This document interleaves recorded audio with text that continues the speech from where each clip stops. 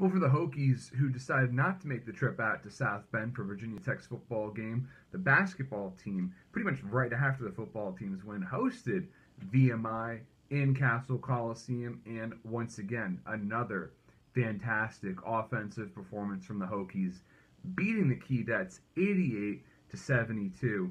And look, VMI got off to a really hot start in this game. They were knocking down jumpers left and right, had some early leads, but once Kadeem C nailed the layup to give Virginia Tech the lead at 6:44 left in the first half, there was no looking back from there. The Hokies had a double-digit lead heading into halftime and built their lead out to 20 at certain points in the second half. So really the outcome was never in doubt from that point on. And, look, Virginia Tech offensively got so much out of Zach Leday. 23 points coming off the bench, a double-double. 23 points to go along with 12 rebounds. The commentators did a great job of talking about this during the game. Leday is such a mismatch for defenses because he is so much quicker than guys who are big men who are going to match up against him, and guys who are around his size he's so much stronger than. So it's really extremely difficult to find someone who can really match him up. No one in terms of Virginia Tech's early season schedule was really going to provide a formidable challenge. But I can't wait to see what Leday does in his professional career. History says oftentimes that power forwards who are 6'7", around that size, never really get a fair shot at the NBA. I'm not sure if Leday will.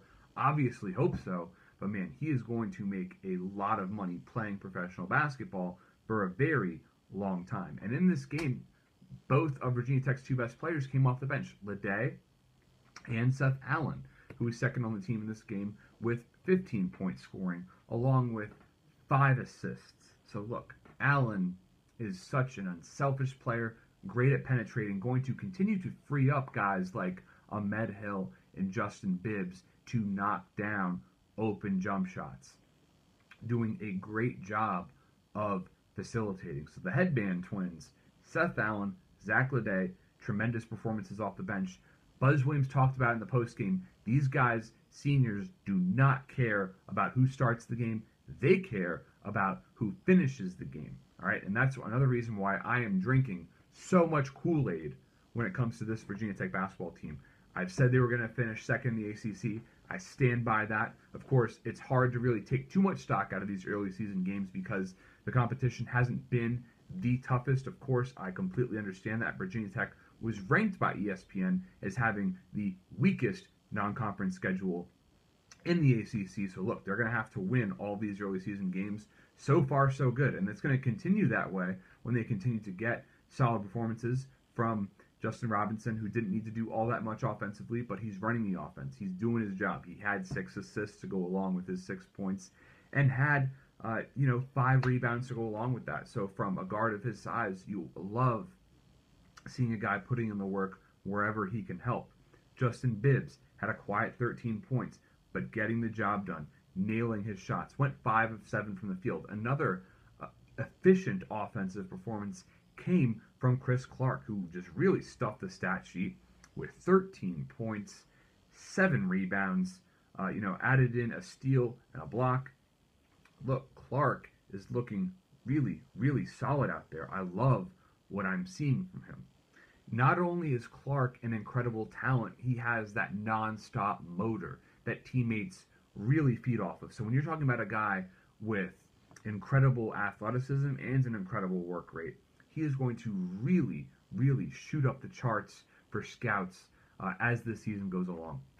Incredible player. And Kadeem C, I can't wait to see how he continues to develop and progress. Ahmed Hill, he went 2 of 6 from the field, only had 19 minutes, but make no mistake, he is going to be an absolutely critical cog for this Hokie team moving forward. Make no mistake about that. Ahmed Hill, the Hokies have to be so happy to have him back in the lineup, especially after dropping 20 points in the last game. So, look, Virginia Tech, there were really no major red flags in this game other than free throw shooting. Big disappointment from the free throw line. That must be addressed in practice.